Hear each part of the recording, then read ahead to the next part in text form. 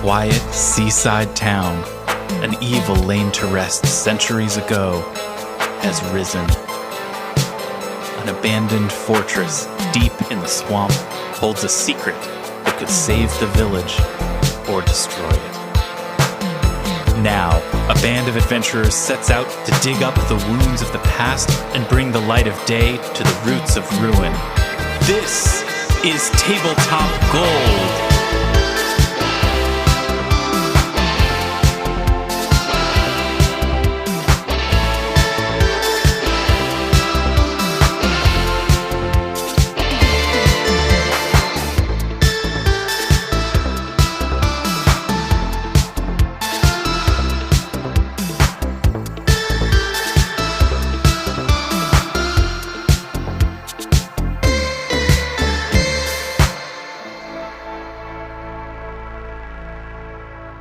Hello, friends, and welcome to Tabletop Gold, episode 111. Woo!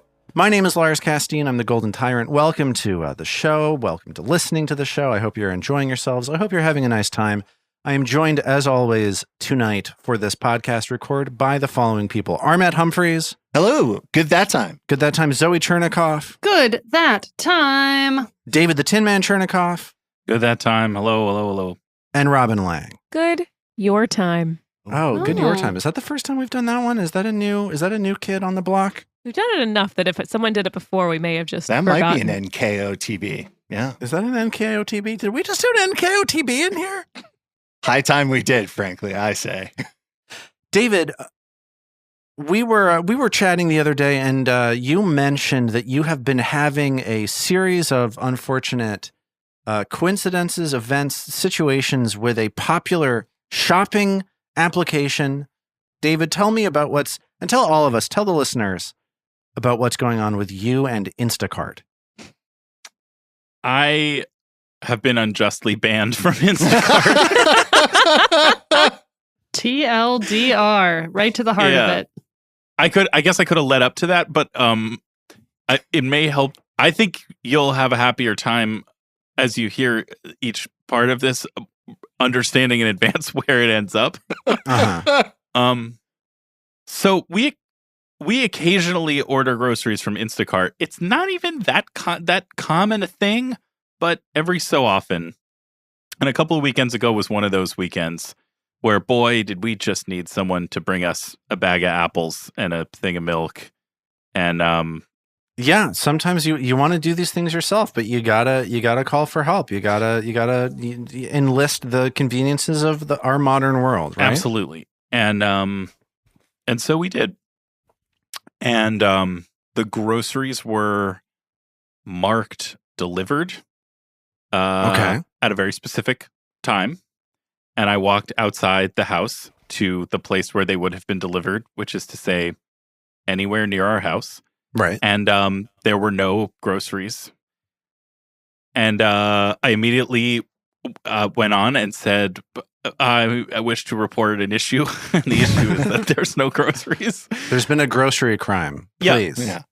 Did you call the police? Is that what you did? When you say you called it in, did you call 911 for this situation? We've been calling them every day. Yeah, I don't know what else to do. To do.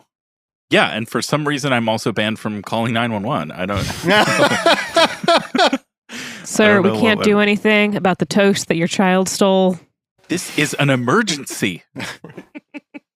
Yeah, so I reported them as missing, and I guess the result of the initial phone call was that I was offered I was told that the order could be reordered with a $5 discount. Wait, $5 on top of it being free, or $5 total? No. The same thing, but minus $5, which is very funny because Instacart's fee is much more than $5. But anyway, that was what the phone person was able to do for me. So I said, sure. And then they said, well, but it's too late tonight for it to come tonight, so it's going to come tomorrow. So I said, okay, whatever, just as soon as it can get here. So then the new delivery window was 9 to 10 a.m. the next morning. And at 10:15 a.m. there were no groceries. And so So you called the cops one more time. Yes. So I called the SWAT team. And at that point, I was told on the phone that there were no groceries because the groceries had not, in fact, been reordered. and I asked why they hadn't been reordered. And they said all that they can do, the phone support people can do, is submit a thing that that a redelivery is supposed to be done. But that's not the same as the redelivery people who have to accept the redelivery order in order for it to become a real boy and actually result in someone bringing Totally you different department, babe. groceries. Right. So at that point, it's a different department. branch. All they can do is ask the other department to please do what it would do. So if at they that communicated with each other, they'd have to give some of these people health insurance, and that's certainly something they're No. never going to be willing to do. that. Yeah, definitely not. Okay, so at that point, I'm on the phone with the people, and I see that there is an option in the app to just hit reorder, which automatically puts all the same shit as before into a cart. Yeah. And then you can say, bring it to me. So I just hit reorder, and I said, okay, bring it to me now. Next available window. Nothing happens. No groceries arrive. And later that day, I receive an email that my account has been flagged by Instacart Trust and Safety for signs of potential fraud, which Zoe rightly points out is probably that it's been multiple orders of the exact same amount within whatever 24-hour time period.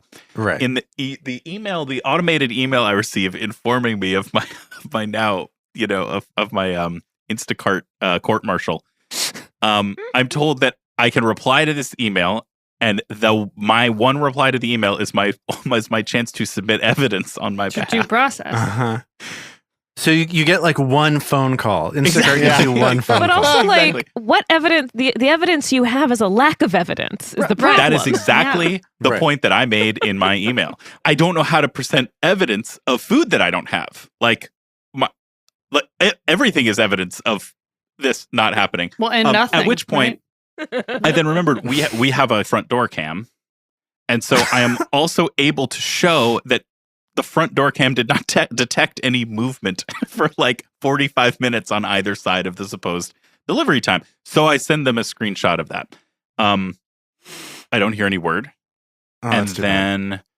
then 2 weeks later, I receive an email that my appeal has been denied and my ban from Instacart has been upheld. That's right. So Get fucked, David.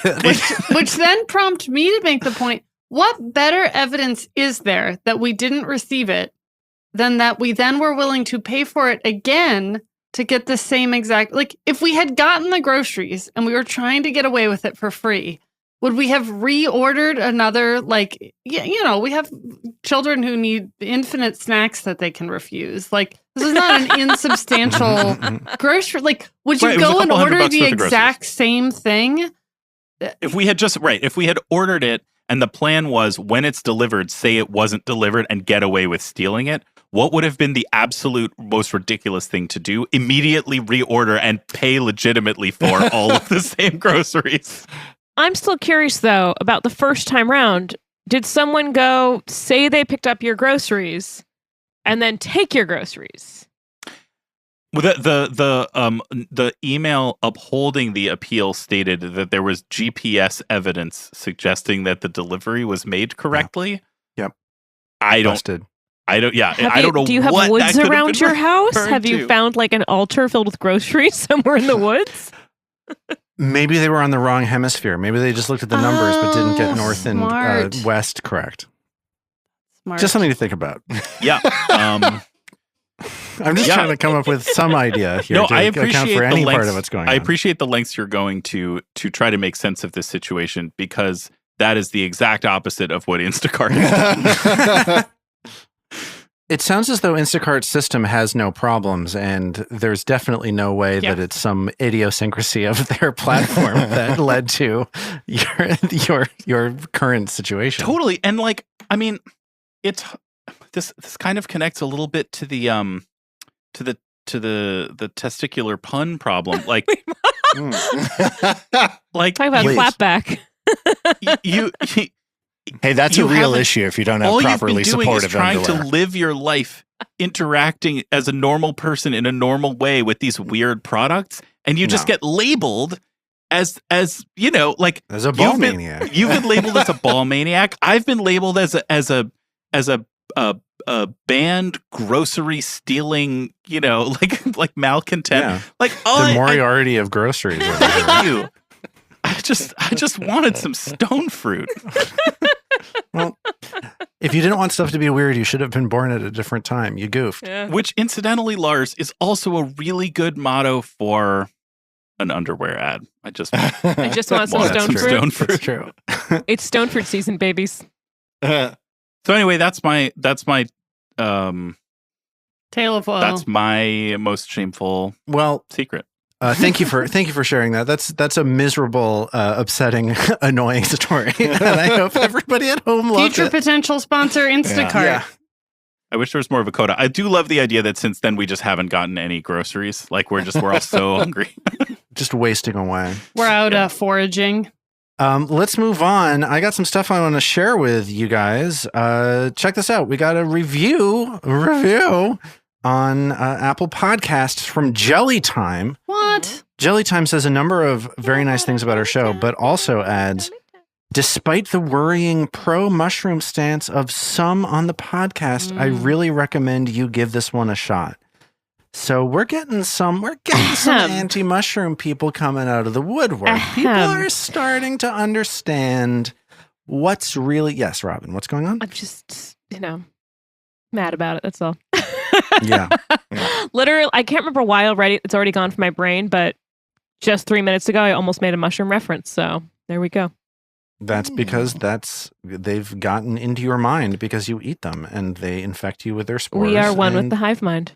Yeah. Yeah. Big mushroom is out to get us, guys. It's literally a big mushroom living underneath Oregon, which There is the largest Are organism on Earth. so many mushrooms throughout my town right now because it's been raining so Yeah. hard the last few days, and then it gets really humid, and then everything's covered in mushrooms. Speaking of coming out of the woodwork, I actually had an encounter with a puffball mushroom the other day, which I'd never The big white interacted ones? with. This was a big brown one, but I was like, oh, that's a funny thing. And I kicked it and it puffballed up a whole Yeah, there's two different types of puffballs. There's a yeah. solid white one, which you can fry up like steak. oh come on, Ooh, what, you like, go Kicked it on. and it puffed up into your face. Is this like the Ring? Are you going to die in 7 days now? I have become one with the Spores. hive mind. Yes. We is are a pleased to mushroom be featured on this podcast. Stop ordering mushrooms on Instacart, please. We should start having that be on our checklist at the beginning. Have you been infested by Yeah. a fungal colony? Well, let's move on. Let's get into it. Let's play our game. You've heard about a creature known as Jafaki for a while now. It's a seugathis, a species of massive subterranean worm known among the few who have heard of them for their century-long obsessions. Jafaki's obsession, it turns out, revolves around twisting, exploiting, and transforming other creatures. Ever since Belcora Haravex gave it the mission to create the perfect soldier, it has been reshaping others with no regard for their will. And now, you are most likely mere feet away from Jafaki's laboratory on the eastern side of the 6th level of the Abomination Vaults.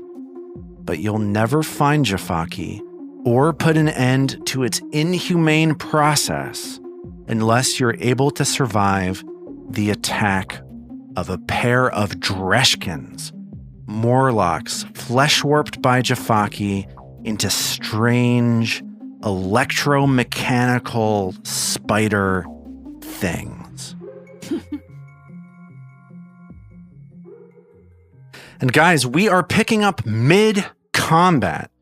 We are midway through or towards the tail end of round 1 of this combat. Here's the story of the encounter so far. You're in this long, sort of pill-shaped room, a 15-foot wide hallway with curved walls on the north and south. The wall to the south is looking out over the arena here in the Abomination Vaults.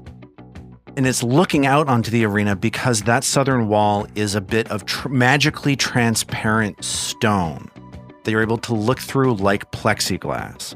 When you walked into this room, there was this seugathis scribbling notes, looking at the creature on the other side of this transparent glass. a creature which you've seen from many different vantage points previously, a 60-foot high hulking complex of flesh, viscera, bodies, skulls, just strange leftover components from generations and generations of these flesh warping experiments happening here on this floor. The four of you, Ao disguised as a Morlock, you kick down the door, knock down this Seugathi, and now the Dreshkins are setting up to counterattack against the four of you.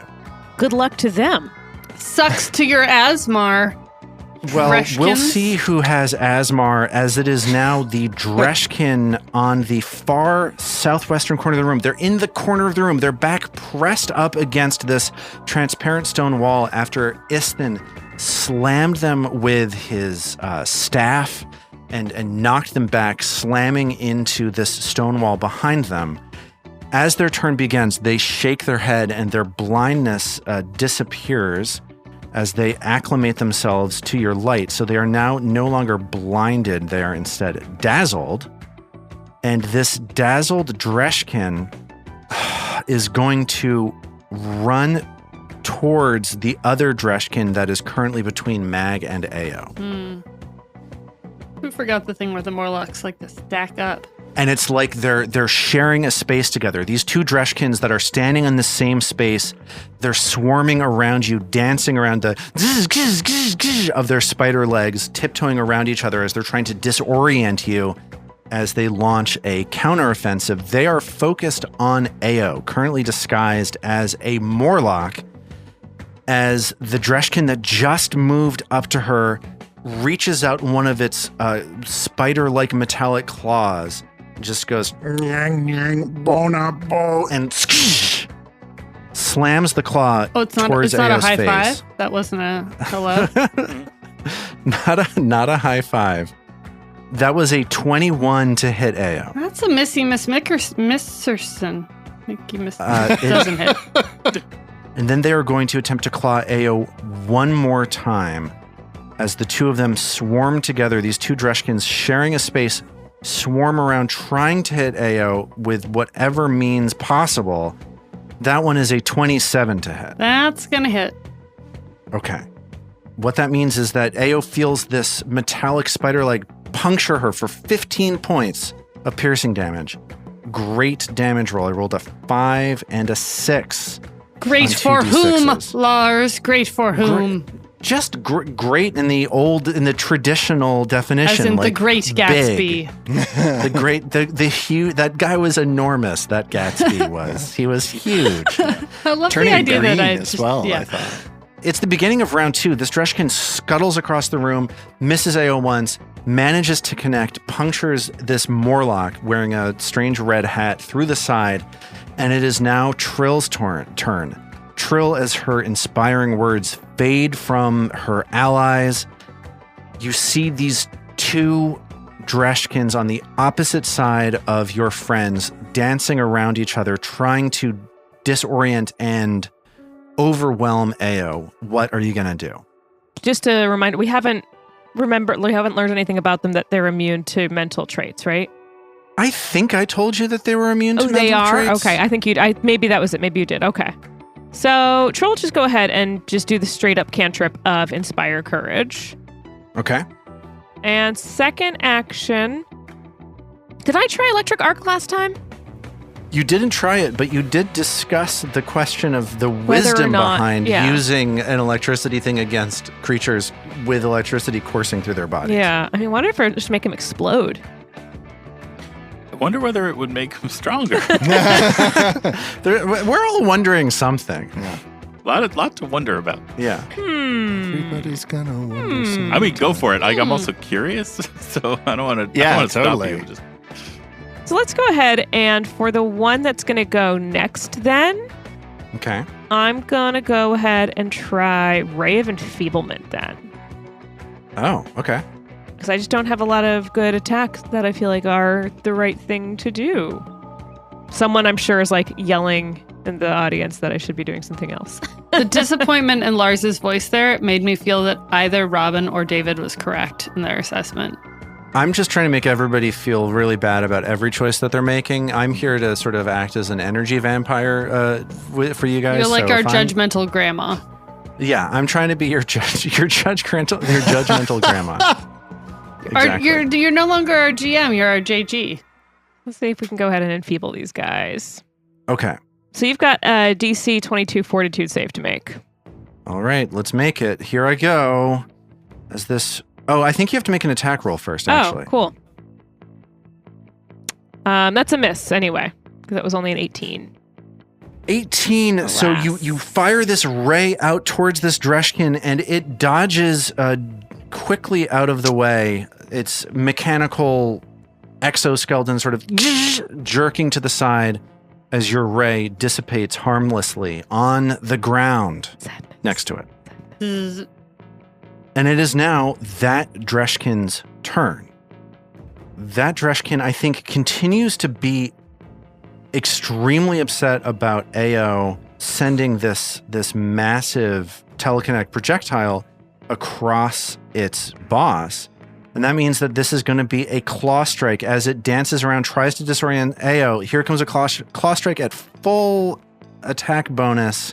That is a 20... Sorry, that is a 29 to hit. That's going to hit. And it manages to see you even though it is dazzled by your light. So that is 18 more points of piercing damage, and it's going to do that one more time. This one is a 14 to hit. Terrible roll. I rolled a 4 on the d20. That one doesn't hit, and you'll be doing no damage there, Lars. None. Yeah, a critical miss. I think that's really frustrating because that's okay. So this Dreshkin dances back across the room and just tries to get away from you. Just tries to skirt its way past Mag into the corner. Then I'll take an attack of opportunity. Okay, great, good stuff. Which I could have done on the way in, and I just failed to. So I'll do it now. But you remembered one without being reminded still? It's the bigger problem I've had is that I keep remembering ones that don't exist. That aren't that are fake. All right, here. Glimpse, please. I guess. Chimps, please. Oh. Kind of a crummy roll. It's a 20 to hit. Well, that 20 to hit, because you are currently inspired by Trill's music, that hits. Yes. Hell yeah. Love it when that happens. For some reason, this song in my head right now is solid as a rock. So that's what's happening over here. I love that episode So that's what's much. going on with me. With Starla, the business model. I rolled damage with the wrong weapon. So just a moment. Let's roll the right weapon. Yes. Let the right one in. Unless the other one had more damage, Love and that then I would movie. say stick with that. And speaking of solid as a rock, that's 28 damage. That's good. Okay, so that's 28 points of damage. That's that maul that I let you have for some reason. Again. As you barely hit for 1,000,000 points of damage, this Dreshkin wheezes as you slam into it, denting a number of these flimsy metal skeletal protuberances coming out of its back. And that's it for that Dreshkin's turn. It's now, once more, Ao's turn. And these two Dreshkins look at you with absolute abject panic as you start to move because they saw what you did to their former employer. Well, Ao's taken a good chunk of damn there. Good chunk of damn. And I think she's pretty pissed. There's no way for her to flank either of these puppies because of their positioning. Mag is sort of diagonal to the one that is close, and the other one has skittered away but is against a wall. And despite my trying, if I'm remembering the rules, say the wall doesn't count as flanking. If Mr. Door doesn't count. Mr. Door, Mr. Wall counts even less than Mr. less. Door does. So Ao is going to try a quick distraction on the Morlock that is close to her, just to see if she can get it flat-footed. And so in Undercommon, nang nang, bo na bo nang nang, and she's pointing at the body of the Seugathis, saying, "Oh look, it is rising again. Perhaps Jafaki has made it the perfect soldier to see if she can get this Morlock to turn around and get distracted. I like that. I'm going to give you a +1 to that just for bringing up something. Like as this creature hears you mention Jafaki, it sort of twitches and listens more closely, giving this diversion potentially more juice. That's going to be a 31 plus my one little point of bonus, so a 32. A 32 versus its perception DC. That is a critical success. I don't think that makes any difference, but you convince it. It falls for what you're saying, hook, line, and sinker, and it whips its head around to look at the Seugathi that is, of course, lying motionless on the ground next to it. And with that, she's going to stab it twice with the kukri she got out. All right, so it's going to be flat-footed for that first attack. It's going to notice you once you attack with the kukris. At least this first attack is going to get you. They're going to be flat-footed for. That is a 32 on the first attack. That 32 is a critical hit, Woohoo! meaning that it turns around to look at the Seugathi, and you find a weak point between, like, where these metallic legs are emerging from its back, and you jam the kukri in there, and it howls in pain. A truly mediocre roll there. 9, but then do I double it? Is this a crit? Yeah, that should be doubled. So 18. So 18 points of damage as you shank it very badly. But now it whips around and it looks at you and it hisses, "Nang, nang, bonobo." Nang, nang, bonobo, she says. Just kidding. And then she stabs it again. And that is a 19. And that one's is going to miss, but you glances off of another leg. Like the leg manages to get up out of the way and pushes your hand as it misses its target. But wasn't, because that was a critical hit, isn't it bleeding a little bit now? Isn't that the whole fun thing with this kukri? It does a little bleed. Oh, good gosh. Yeah. Sorry. Let's take a look at how that works. So on a critical hit, the kukri deals a d8 of bleed damage. So you do manage to hit it in such a way that it blood starts pouring out of it. And there's like weird stuff in this game about like what bleeds and what doesn't bleed. I think that this thing is still alive enough. You are relieved to discover that this thing is still alive enough to bleed. So it starts bleeding, and you will gain 1d8 temporary hit points. So go ahead and roll a d8. Not doing great with the dice that add up to things. That's 2 points. The system's telling me that it doesn't bleed. And you know what? I don't care. I say it does bleed. It has the construct trait, which means that it doesn't take bleed damage, but it's also a living thing. I think it makes sense that it would bleed, therefore it bleeds. Okay? Or it could bleed like electrical fluid. Yeah. It bleeds. Right. Your reception starts getting bad on your phone is what happens. You smell a faint whiff of WD-40. Blood barrier breaks. Yeah, just an aerosol oil starts spraying in your face.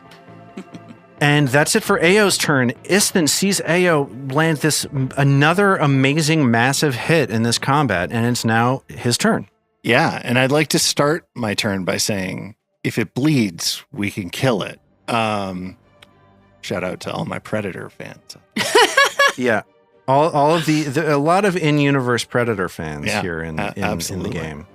Isthan is going to stride to be next to Mag, which puts him in range with reach of both of the Dreshkins. And he is going to use, which I'm really excited about, his focus spell, Spinning Staff. And this is the first time I've gotten to try doing it. And so it allows him for one action to make 2 strikes on 2 creatures in range. So I'm going to spin a strike at both of the Dreshkins. They're both injured, so I'll just go for this one. So the one that you're targeting is you're not reaching past Mag with this first strike. You're reaching to the southern edge of this room, this Dreshkin that is taken up a defensive position with its back against this transparent stone wall. Yes, exactly. 20 to hit. Another only because of Trill's song hit. Awesome. True. Thank you, Trill. Yeah, that one massive round of Inspire Courage Yeah. made all the difference. That is 16 points of bludgeoning and 1 point of poison. The Dreshkin does get bashed in by the bludgeoning damage and the poison damage. Both of those look like they go through. Awesome. And I am going to make my second strike 21 to hit the other Dreshkin. Okay, that 21, because you're swinging past Mag, this creature has lesser cover, which means once again, this strike only connects because of Trill's Inspire Courage. That's 3 in this round. True. That's huge. So that is going to be 12 points of bludgeoning and 1 point of poison for a grand total of 13. Okay, so Istin reaches forward, like steps forward, and then just 2 quick precision strikes, just barely connecting with these 2 Dreshkins, as it is now Mag's turn. Yeah, and as those I think I had one more action What? because spinning staff is only a 1 action activity. Oh, this character is overpowered. This sucks. That's it. The campaign's This is over. horrible. Okay, what else are you going to do, Armat? Damn it. With my last action, I will just re-grip the staff in 2 hands because for some reason Okay. I was handling the weapon in 1 hand. Okay. And now it's Mag's turn. Yes. Same plan, guys. Seeing the Dreshkin to her right, Mag tries to take advantage of its being off balance by hitting it again. And that is a 25 to hit. And that's an easy hit. This maul, again, slams into the Dreshkin. Maybe we can finish the job. Let's see. 19 more damage. Okay, it's looking like it is on its last legs, but I again, to remind you, there are 8 of those legs, and they're metal. Right. So it's going to stand a little bit. Like last 2, last A 3. little bit extra. It's on its last 12 legs. Oh, no. Oh, dang. Like a Hydra. If you count arms as legs, which I do. Yeah, same. All right, well, I guess we'll just try to hit it again and finish the job. That's only a 2 on the die. It's a 13. That it? And that 13 means that Mag's hammer slams into the floor. Does not hit. Okay. Oh, no, I said it hit first. Well, it's only a 20 to hit. So it's a pretty big mass. There's like a 1 in 3 shot that I'll hit it. I honestly can't think of anything more useful to do, so I'm just going to try and hit it again. All right. Can you mop something up with a hammer? At 16 to hit. Okay. I was really hoping you would critically miss, but you did not. That's another miss. But Mag is mad. Mag is in the flesh and is just striking over and over and over again. Yes.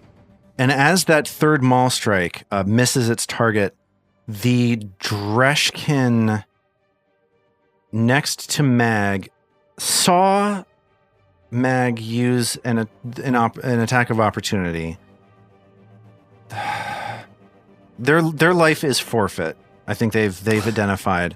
So once more, its 8 remaining badly dented spider legs plant into the ground. Its mouth opens up in this macabre way, and just a metal mess of vents extrudes itself from its throat and starts blasting needles out at the group. And it is going to be targeting just Mag and Istin with this spray of needles, as it's just, and I need the 2 of you to please make this reflex save.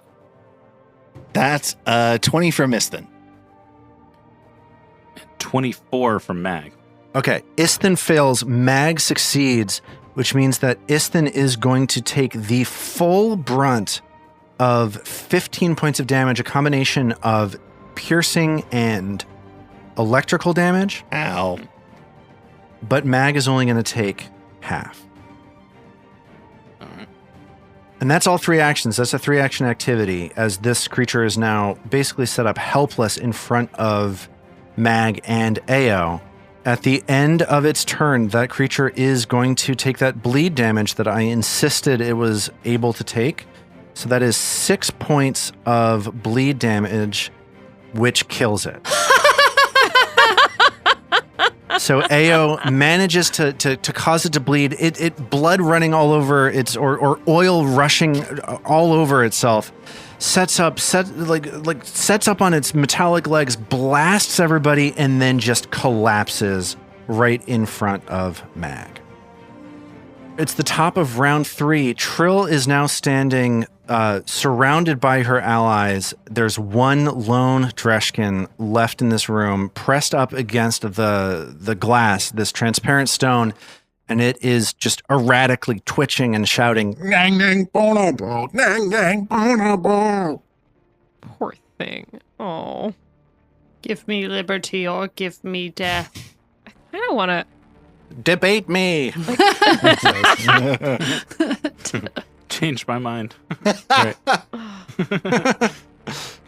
I guess we just got to put this thing out of its misery. So, Trill's going to go ahead and acid splash this guy. Sweet. Right, a globule of acid. Actually, wait. This is gonna. You know, first, Trill's going to recall knowledge on these. Just also figure out, like, if acid splash or, actually figure out what's up with this electricity. Sure. Give me an Arcana, a Crafting, or Occultism blind, please. Okay. You do know that this creature, you look at it, you see the energy coursing around its body. This creature is definitely immune to electricity damage. Okay. Do I get anything else or just that? What else are you looking for? I don't know. What's his favorite color? Metal? Just any metallic? Cool. Okay. Let's do this acid splash. Okay. And that's a 26. That 26 hits. Even though you're shooting through Isthin, that acid globule manages to fly across the room and pelt the Dreshkin. And damage is going to be 10, it looks like. 9 damage and then the 1 splash damage. Exactly, yeah. Awesome. And all of that seems like it's going to work as the flesh of this Morlock starts sizzling underneath the acid that sprays around the southern side of the room. And as that acid fizzles, like I mentioned, it is now going to be that Dreshkin's turn. And stop me if you've heard this one before, but it is going to set up on all 8 legs and blast a spray of needles in a 30-foot cone. And that 30-foot cone is going to include all of you. Dang. So many Which- needles. Think about how many needles you'd need to have in your mouth to actually hit a 30-foot cone of people. Yeah, it's outrageous. Like, this Tried. thing essentially turns into like a mounted, like, minigun.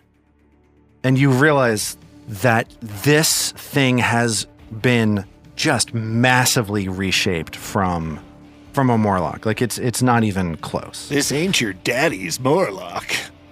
That's right. It's Jafaki's Morlock, not your daddy's. Unless your daddy's Jafaki. Who knows? Okay, That would be Mag, how did Huge twist. how did you do? I'm looking at a DC 21. Let me know if you failed, succeeded, or whatever. I failed. It's only a 20 for Mag. Okay. Trill. Trill managed a 23. Yay, reflex. Okay. Trill quick. How about Isthin? 20 on the die for 33. All right. And Ao. Coming in just below Isthin with a 32, which I believe is a critical success. Okay. That means that Mag is going to take the full force of this damage. That is a grand total, a pretty nasty damage roll. That's a Yikes. grand total of 20 points of damage of piercing and electrical. And Ao and Isthin dodge completely out of the way, and Trill takes half damage. So that's 3 actions as this metallic sort of needle launcher retracts back into the Dreshkin's mouth. It is now Ao's turn. Ao locks eyes with the remaining Dreshkin, points again at the Seugathis body and goes, "Oh," but this is all in Undercommon, obviously. Of course. Oh, that was it. Your little electrified needle gambit was enough to bring him back. And the body uses her telekinetic powers to get the body to twitch a little, again trying to deceive this thing and create a distraction. And you're deceiving the other one, so this is new to it. So you get the full bonus on this creative distraction. That is a 21. And I'll let you know, you feel magic pour out of this ring that you're wearing on your hand, this ventriloquist ring that you found in that haunted heater up on the 3rd floor of the dungeon that you pulled out. Your powers of deception enhanced so much by that magic that it's only because of that this creature is enthralled by your words. And it turns and looks at the Seugathis, opening an opportunity for an attack from you while you are hidden from it. And with that, Ao hurls the needles that are now presumably all over this room right back at this thing with telekinetic projectile. Oh my god. Love That's it. awesome. Amazing. And that is a 28. Okay, that 28 is a critical hit only because you got it flat-footed to you. I'm going to give you a hero point for that. Awesome. Yeah, way to go, Ao there. Unreal. This was Ao is terrifying. Like, I mean, it's all Like very what? dark. Like, there's not good things going on in her mind. no. That's going to be 48 points of damage. that's insane. Ah, Ao has gone off Oh so my hard God. in this fight. Holy crap. I'm just He's like- motivated. I mean, this is like such an anime moment for me. I'm just imagining like all of these needles rising Right, up just off like of the ground. Ao Yeah. needle storm now. Oh, terrifying. Just terrifying. I'm going to need to like level these monsters up or something. I don't know what I'm going it's to do. good. It's good. Oh, it's good. Oh, it's good. Yeah, Okay, no, it's good. we love this. No need. So with that, in this last final moment, all of these needles raising up off the ground and just skewering this Dreshkin from a million different angles, you are once more standing in a quiet room. You hear from the north maybe the faint sounds of the Warped Brew Tavern coming from the door to the north. But other than that, there's just this eerie silence as the Shanrigal behemoth from the other side of this stone wall continues roaming around, picking up small things off of the sand in the arena that you're next to. But aside from that, it's a strangely quiet room. And what will you do? I imagine everyone like turns and looks at the glass window for a second to see if this outpouring of needles against it has like somehow alerted or awakened this Shamrigal behemoth, right? Like we've been somewhat disregarding the noise quotient here. Yeah. I think this is something that's maybe more confusing for us in this world where we know about plate glass and like, you know, that you can hit it and you'll hear things in it than it would be for your characters. Cause it's like, this is thick stone. Mm.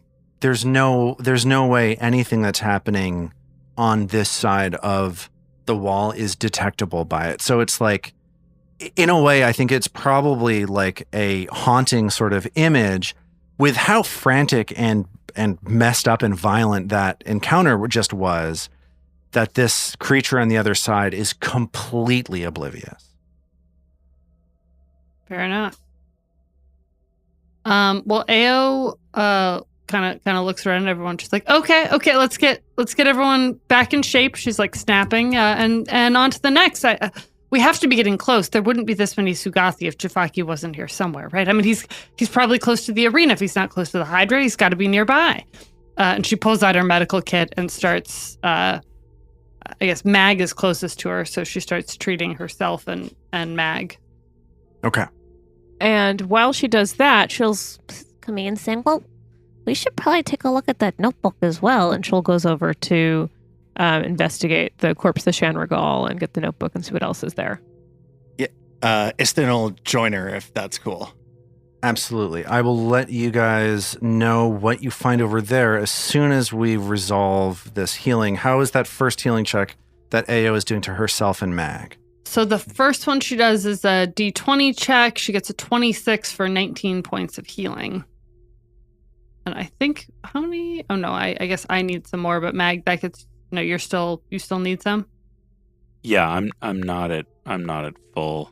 I mean, yeah, there's some incentive to not heal fully if we're going to go after Jafaki because I have a Bravo's Brew ticking away, but yeah, your Bravo's Brew has 9 minutes remaining on it as you start feeling it sort of starting to wear off. I'm down 19 hit points still, so Oh. And I feel like we can't leave all of us a little injured. I don't know. That seems like a mistake. Do you have any more Bravos Brew or no? I thought you got a I couple. think. Oh yeah, I do have another one. All right. Nice. So I don't know. Heal me up, Scotty. All right. So for this. You know, he never said that in the original series. He Right. never said, heal me up, Scotty. That's what they say. So the next one, Ao does 15 points of healing, which should get her and Mag back in shape. And then she moves on to Isthan and Trill, chasing after Trill as Trill scouts around. Yeah. She's on point. 29 on a D20 check for 26 points of damage. Or Maximum healing. That's as high. That is 2 8s on the D8s. Is that you for just rolled. Miss Huddlelob? for both Isthan. Oh, fantastic. That's awesome. And looks like Isthan still needs one more round. Yes, and please. It's not much though. Man, on fire here. It's going to be a shame when we get into a room with Jafaki and all this changes. That's 29 to succeed. Critical success on the next roll for 23 points of healing. Thank you. Ao's in her element. I know. All right. So if my math is correct, that is 40 minutes. Still early in the morning, as Ao spends 40 minutes methodically tending to the wounds of the four of you. I'm going to let Isthan and Trill know what happened early on in that 40 minutes as you walk over and start investigating the body of this Seugathi. What you find on this Seugathi's research notes are pages of sketches of the Shanargal behemoth. There are notes in Aklo that are just all about like observing this creature, talking about what its nature is, saying what parts of things it's made out of. It compares it to Driders and Urdefons, which apparently are many of the bodies that are contained within this hulking sort of legion of undead body parts. And you find some useful information here. One, it's weak to positive energy.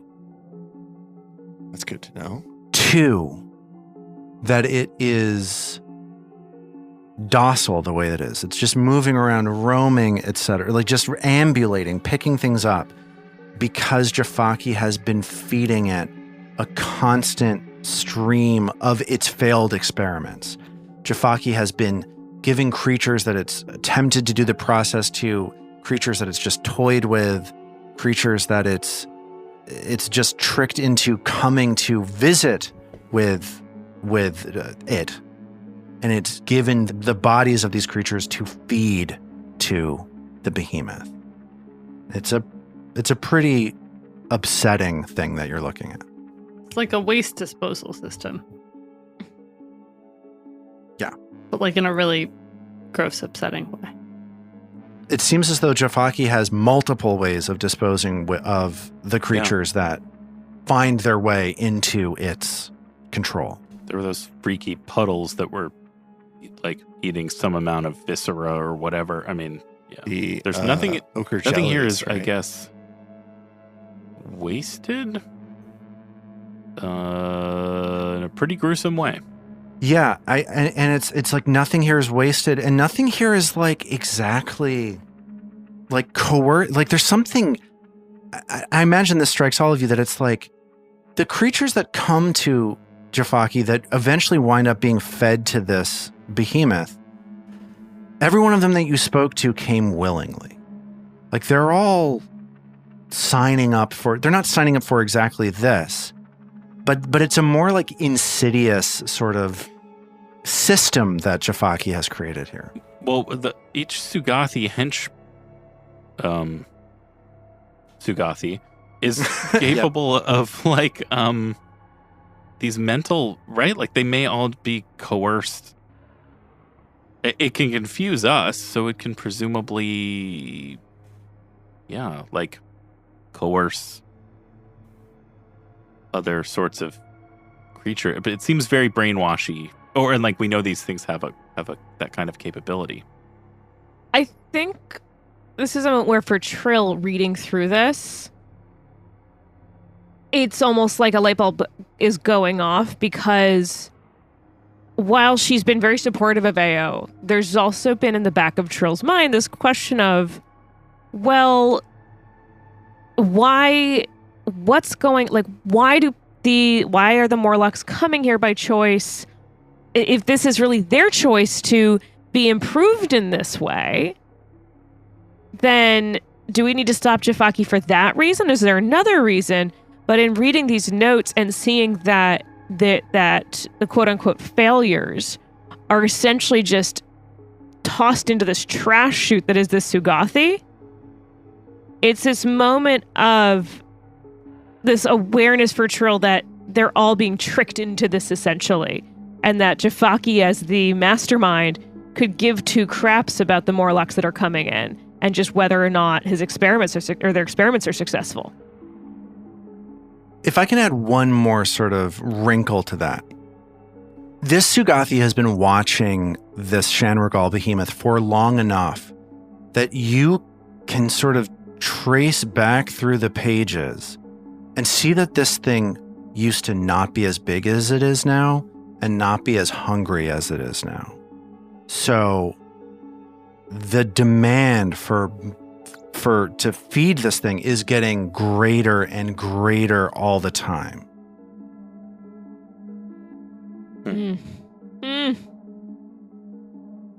I feel really bad for this thing.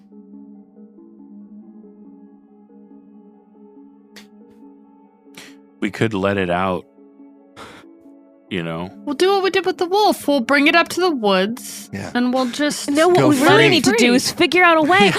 What we need to do... the woods. Trill's got an idea. What we need to do is figure out a way. There's all those different doors and gates, I think, in that area that the Seugathi's going around. And what if, just like we did, just like the distraction was ready to attack anything, what if we found a way to get this... I suddenly forgot the name. The Shanrigal If we got the Shanrigal behemoth and unleashed it on Jafaki, Oh, I like where you're headed. what if we've got a way for this thing to take revenge on what it's done to, on what Jafaki's done to it? What do you think, Ayo? Does that sound like justice? I don't care who ends Jafaki as long as I'm part of it, but don't we need to know where Jafaki is?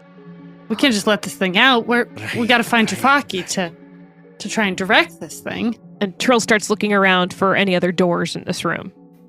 Since we came through a secret door, I remember. Sure, you did come through a secret door. You look around and you see that there is the door leading up to the north, which you can tell from the sound is the tavern.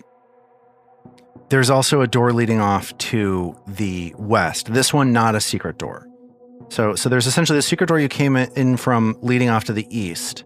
There's a door leading off to the west, and then the tavern is to the north. I'm going to let you know that as Trill is looking at these research notes, Istin is able to search the rest of the Seugathi's body and finds a couple interesting things. Awesome. One, there's a wand on it. Go on. There's always a wand.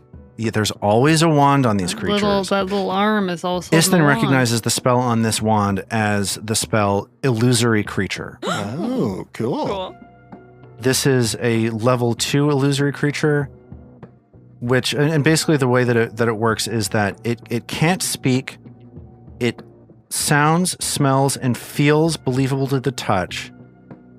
And you can even attack with it.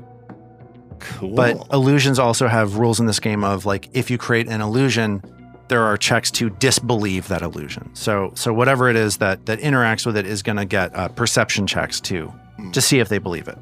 But there is a wand here that you could use to create an illusion, basically.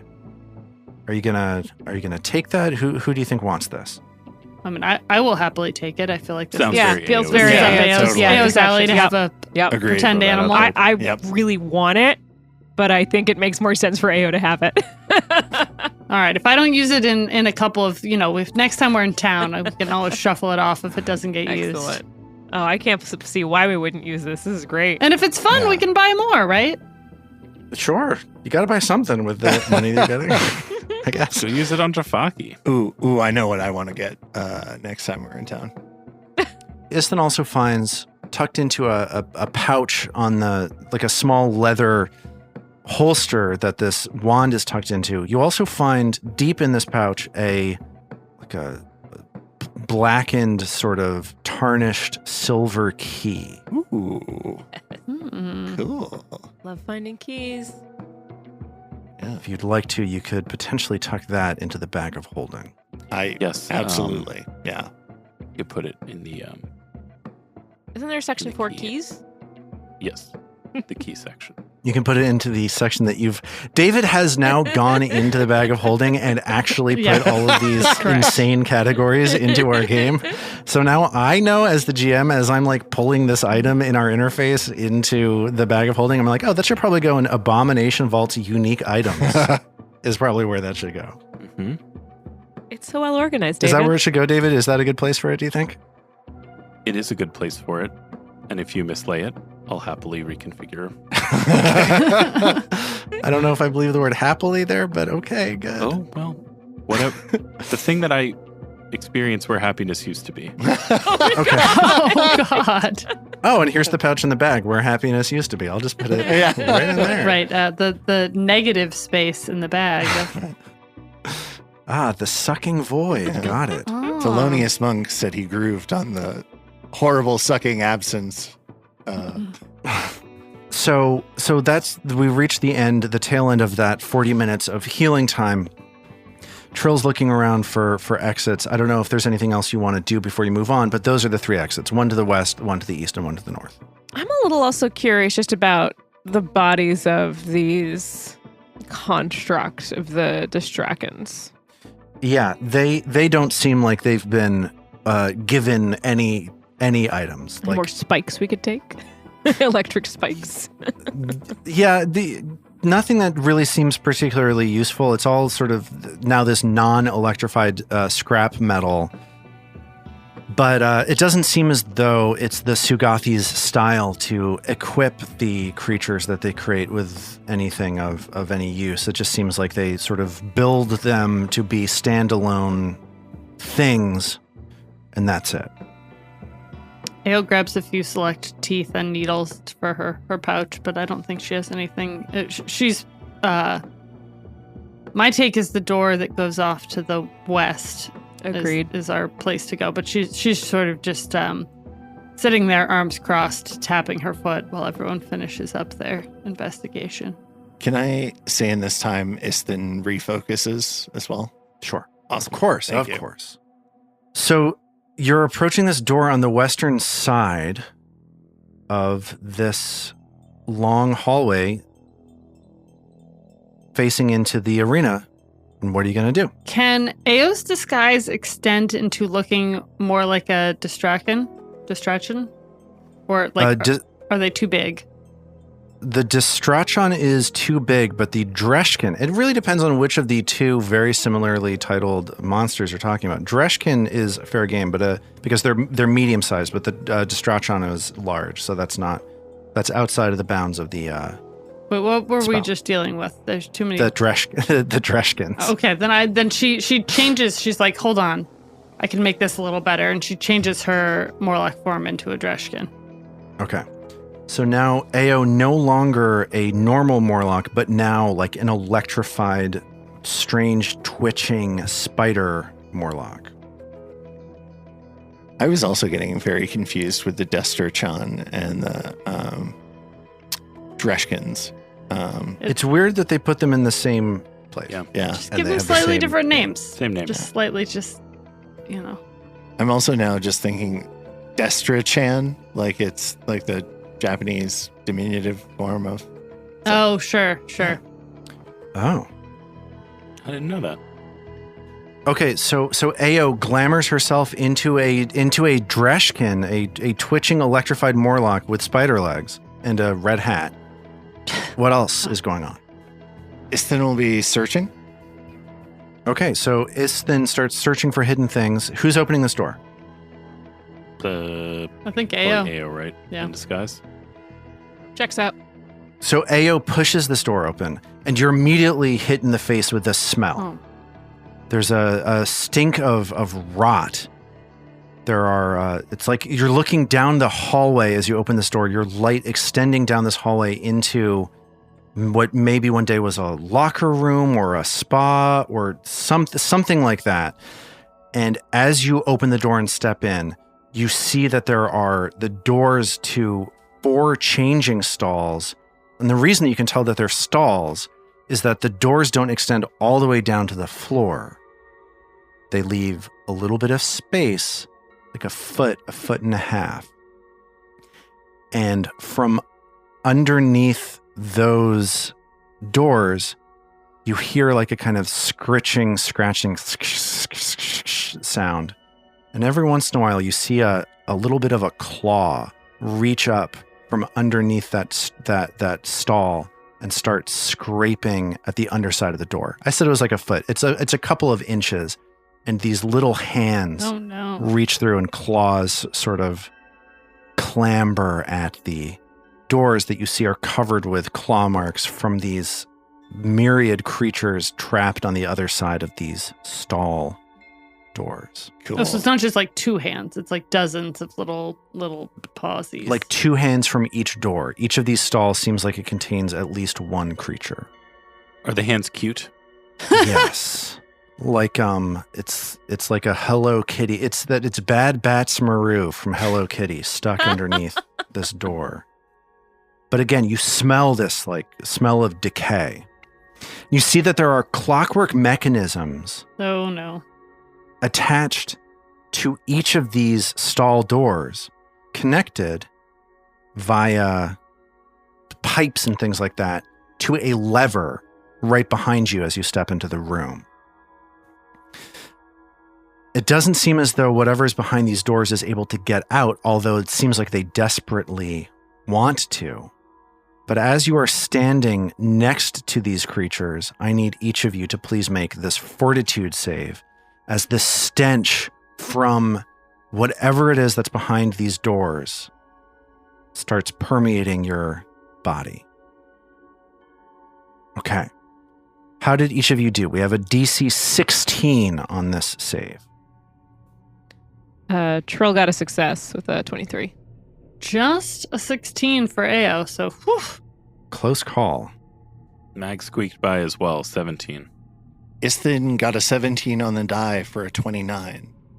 Nice. So all of you are able to maybe get an arm up in time to cover your noses, cover your mouths to avoid breathing in too much of this stink, and you are fine, but you still feel a little like you just don't really feel right as you're near this smell.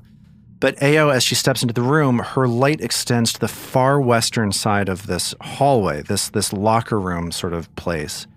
There are curtains on either side of this hallway, and at the far western edge of the hallway, there is a thick sort of blue curtain. I am so excited about all of these doors, and I want to go through all of them. It's also just such a daunting number. I mean, knowing that they're curtains makes them a little less overwhelming, but we're looking at like 10 doors right now. Lars, the Yeah. mechanism you described that has one lever controlling multiple doors. Yeah. 2 questions about it. The first is it only connecting the 4 doors in the larger vestibule that we've stepped into toward the eastern end, or does it also link to all the ones down the hallway? So, yes, it only connects to these 4 doors. And also, those are the only 4 doors. All the rest of these are like curtains that are sort of gently swaying in the darkness in front of you. Okay, and then second question, can Mag tell whether that mechanism could be like tweaked, messed with, tampered with, adjusted in order to enable one door to be opened? I mean, opened at a time. Clearly the contrivance here is that you can't just open them one at a time and bop them in sequence, like whack-a-mole. You're supposed to, this is a parallel circuit, not a series, but is there anything Mag could do to disrupt that? I'm actually not sure we're going to do any of this right now because this does not seem like Jafaki is hiding behind any of them, but I'm curious now that we're here. The lever looks like it's going to connect the doors. Mag is able to get close enough to look at each of these doors individually. And Mag is enormous and super strong. Mag gets the impression that if she wanted to, she could rip one of these doors off, hinges off, no problem. Got it. So my Zoe's thought here is there, like, should we get rid of all these things so that if Jafaki is somewhere in this hallway, there aren't all these creatures to be called forth into an epic battle? I don't know if that's Ao's thought, but... Well, here's my question, which is looking at the map, so like zooming out and trying to remember where we are in this map. We were told that Jafaki was in the eastern part? Is that correct? That's what Lalazanx said to you, yes. And we are now no longer heading east of Lalazanx. We're heading west of where Lalazanx was. So I'm wondering if instead it would be through like one of those doors or stairways from the room with the distraction. If we're hunting Jafaki. Yeah. Seems like a reasonable... Yeah.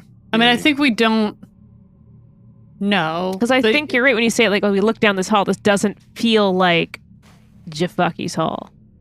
I could be wrong. Unless they're all the way at the end, right? Yeah. Right. Which is not east, which is what Lalazanx said. But also, do we know that Lalazanx is telling us exactly the truth? Well, also, this person might move or creature might move around, right? That's true. We may end up in his office or their office and not actually find them. Right. Or get mummy rot from them. Yeah. But then somebody might apply the rules of mummy rot wrong and you'll get off the hook for it, no problem. Yeah, it'll be easy peasy. Not a big deal. Well, I don't know. Should we just barrel ahead like always? I'm up for whatever, right. y'all. I'm up for doing an individual. Like, I'm up for ripping each of these doors off its hinges one at a time and whack-a-moling them. I don't. It's like both David and Mag's idea of fun. So, but I guess maybe it's an AO question. Does AO ultimately see all of this and think we should take care of whatever's here, or does she think this isn't Jafaki? I want to look for Jafaki somewhere else? Here's what AO does. Everyone is in this kind of larger vestibule with the 4 doors with the creepy, cute Hello Kitty hands. AO does a sort of stealth walk up this or down across this longer hallway, which looks to me like it's, 30, 40 feet long, with the thicker curtain at the end and the other 4 curtains. She gets at least to the first 2 curtains and is sort of trying to stealth around, see what she can learn about who's there, what she can hear, trying to figure out what's going on. So Ao, avoiding notice, starts sneaking down this hall by herself in the form of a Dreshkin. Meanwhile, going like tink, tink, tink, tink, tink on the floors. But very, very gently. Yeah. Like Ao's pretty agile at this point. You walk up to this first curtain to the north, and you gently pull it to the side, and you see something bone-chilling. Oh. It's a massage table. Oh. Good God. Good kind of bone chilling. I mean, that is actually really weird. Why the fuck would there be a massage table for in the here? gladiators to get massages. It's hard work gladiating. But it's fallen apart. It's in horrible disrepair, which is why it's so bone-chilling. The massage oil is rancid. Yeah. You turn to the curtain to the south, and you pull that back, and there's another sort of fallen apart massage room. A table on 3 legs, sort of crumbled partially onto the floor. Nothing in these rooms, she whispers back and then goes down to the next 2 doors. I bet Mag could give a good massage. You pull or a terrible. I was going to say, It's either one of the really good two. or really There's bad. no in between. Yeah, she it's sort of shiatsu style with tiny little hammers. And so Ao steps forward to the next set of curtains. Curtain to the north, again, a massage table. Curtain to the south, another massage room. And the heavy curtain to the west continues to sort of gently flow in front of her. Nothing in here either. I don't think there's any happy endings around here. She whispers back, and then she goes back to the group to, she goes back down the hallway. The only place left to check is the curtain down there. I think we either end these 4 things one at a time real quick, or we all go down there and hope that they stay behind these doors. She looks at Mag. You said my 2 favorite words, Ao. End. Quick. And Mag puts them all back on her back and grabs the warhammer instead, so she can open a door with one hand and be ready to bash whatever is inside with the other. And she'll walk up to the door to the, let's say, the northeast, stand in front of it.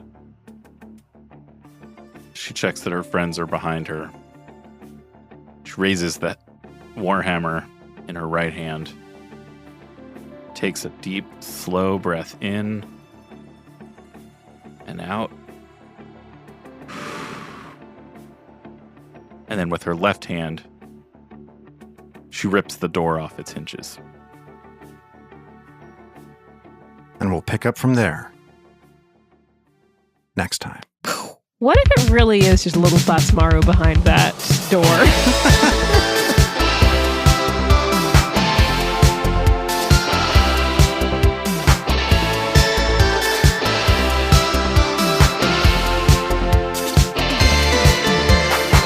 Roots of Ruin is a Tabletop Gold production produced under the Paizo Incorporated Community Use Policy, using trademarks and copyrights owned by Paizo that are covered under that policy. Paizo does not recognize, endorse, or sponsor this project in any way, and we are expressly prohibited from charging you to use or access this content. For more information about Paizo Inc. and Paizo products, visit paizo.com. All original characters and content in the Roots of Ruin are the property of Tabletop Gold, and all rights are reserved. We at Tabletop Gold would love to hear from you. On our website, tabletopgold.com, you can learn more about us and our shows, pick up great merch, and connect to the best online community in all of podcasting. Thanks for listening.